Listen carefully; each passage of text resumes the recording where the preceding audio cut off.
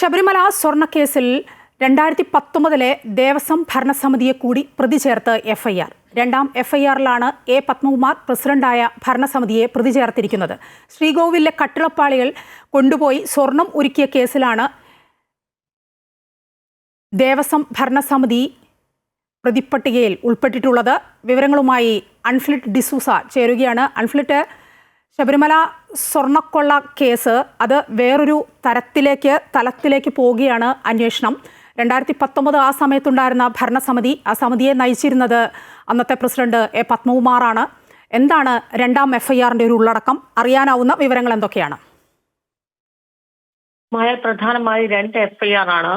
ശബരിമലയിലെ സ്വർണം കടത്തി, അതായത് ശബരിമല ശ്രീകോവിലില് ദ്വാരപാല ശില്പത്തിൽ നിന്നും അതോടൊപ്പം തന്നെയും സൈഡ് പാളികൾ, അതായത് സൈഡ് പാളികൾ എന്ന് ഉദ്ദേശിക്കുന്നത് കട്ടിളപ്പാളികളാണ്. ഈ കട്ടിളപ്പാളികളും ദ്വാരപാലക ശില്പത്തിൽ നിന്നും പൊതിഞ്ഞിരിക്കുന്ന സ്വർണം അറ്റകുറ്റപ്പണിക്കായി ചെന്നൈയിൽ കൊണ്ടുപോകുന്നു. അവിടെ നിന്ന് സ്മാർട്ട് ക്രിയേഷൻസിനെ ഏൽപ്പിക്കുന്നു. അങ്ങനെ സ്വർണം മുരുക്കിയെടുത്തു എന്നാണ് കേസ്. ഈ കേസിൽ 2 എഫ്ഐആർ, രണ്ടായിട്ടാണ് എഫ്ഐആർ ഇട്ടിരിക്കുന്നത്. ആദ്യ എഫ്ഐആർ ഈ ദ്വാരപാലക ശില്പത്തിൽ നിന്ന് സ്വർണം മുരുക്കിയതുമായി ബന്ധപ്പെട്ട കേസ്. ആ കേസിൽ 10 പേരാണ് പ്രതികൾ. ഉണ്ണികൃഷ്ണൻ പോറ്റി ഒന്നാം സ്ഥാനത്ത്. അതുൾപ്പെടെ 10 പേരാണ് ജീവനക്കാർ ഉൾപ്പെടെ 10 പേർ, അതായത് എക്സിക്യൂട്ടീവ് ഓഫീസർ, അഡ്മിനിസ്ട്രേറ്റീവ് ഓഫീസർ ഉൾപ്പെടെ 10 പേർ.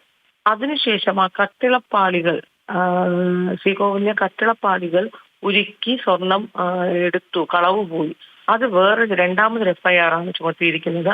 ആ രണ്ടാമത്തെ എഫ്ഐആറിലാണ് അവിടെയും 8 പ്രതികളാണുള്ളത്. അതിലും ഒന്നാം പ്രതി ഉണ്ണികൃഷ്ണൻ പോറ്റി തന്നെയാണ്.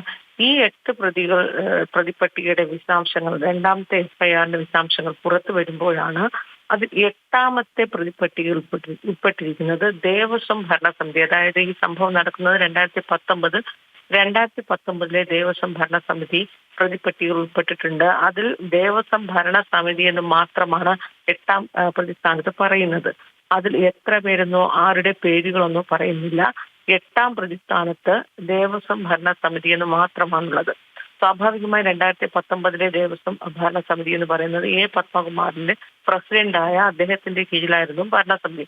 അതുകൊണ്ട് തന്നെ എ പത്മകുമാറുണ്ട്, ശങ്കർദാസ്, രാഘവൻ ഉൾപ്പെടെയുള്ളവരാണ് അംഗങ്ങളായിരുന്നത്. ഇവരൊക്കെ തന്നെയും അതിൽ പ്രതിസ്ഥാനത്ത് വരും. പക്ഷെ പേര് പറയുന്നില്ല.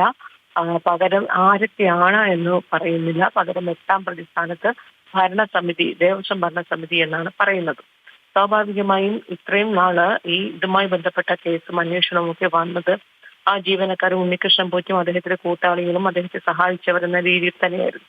അതിനപ്പുറത്തേക്ക് ഭരണസമിതി കൂടി പ്രതിപ്പട്ടികൾ വരുമ്പോഴാണ് ഏറ്റവും ഞെട്ടിക്കുന്ന വിവരങ്ങൾ, അല്ലെങ്കിൽ നിർണായകമായ വിവരങ്ങൾ ഇനി വരാനിരിക്കുന്നു എന്ന് മനസ്സിലാക്കുന്നത്. കാരണം ഇതുവരെ ഇപ്പോൾ നേരത്തെ ദേവസ്വം വിജിലൻസ് അന്വേഷണം നടത്തിയിരുന്നു. അതിനുശേഷം ദേവസ്വം വിജിലൻസ് പ്രഥമ റിപ്പോർട്ട് കോടതിയിൽ സമർപ്പിച്ചു.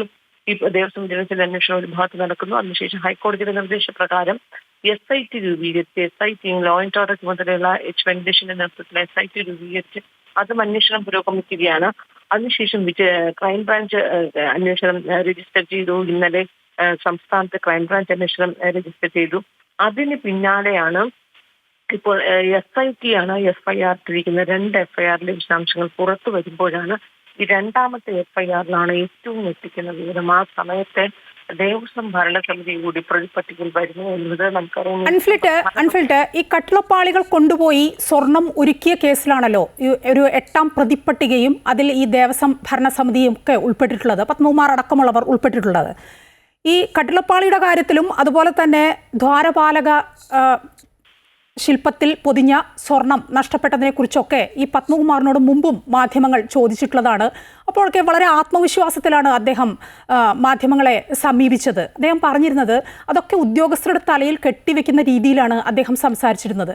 പക്ഷേ അതിനുശേഷം വന്ന അനന്തഗോപനൊക്കെ പറയുമ്പോൾ അങ്ങനെയാണ് ഈ അനന്തഗോപനും പത്മകുമാറും തമ്മിലൊരു തർക്കത്തിലേക്കൊക്കെ പോയത് പോലും ഇതുമായി ബന്ധപ്പെട്ടാണ്. ഇപ്പോൾ കാര്യങ്ങളൊക്കെ ശരിയായ വഴിയിലേക്ക് വരികയാണ് എന്ന് വേണ്ടേ കരുതാൻ ഈ എഫ്ഐആർ പരിശോധിക്കുമ്പോൾ?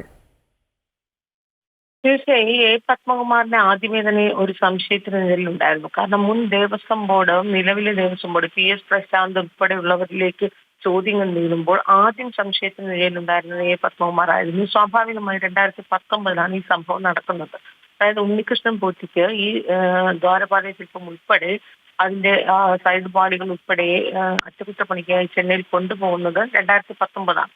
സ്വാഭാവികം ആ സമയത്ത് ഭരണസമിതിയും അവിടെ ഉണ്ടായിരുന്ന ജീവനക്കാർ ഉൾപ്പെടെയുള്ളവരുടെ അനുമതിയോടുകൂടി അദ്ദേഹം കൊണ്ടുപോകുമ്പോൾ ആദ്യം ചോദ്യം ഉയരുന്നത് ഈ പത്മകുമാറിന്റെ നേർക്ക് തന്നെയായിരുന്നു. പക്ഷെ അദ്ദേഹം അതിനകത്ത് അദ്ദേഹത്തിന്റെ കൃത്യമായ പ്രോട്ടോകോൾ പ്രകാരം തന്നെയാണ് ദേവസ്വം തിരുവാഭരണ കമ്മീഷണറും ഹൈക്കോടതിയുടെ ഉത്തരവും ഒക്കെ പാലിച്ചു തന്നെയാണ് അതൊന്ന് കൊണ്ടുപോയിട്ട് അദ്ദേഹം പറയുകയും അതിനപ്പുറത്തേക്ക് യാതൊന്നും ഇല്ല എന്ന രീതിയിൽ തന്നെയാണ് അദ്ദേഹം പറഞ്ഞുകൊണ്ടേയിരുന്നത്.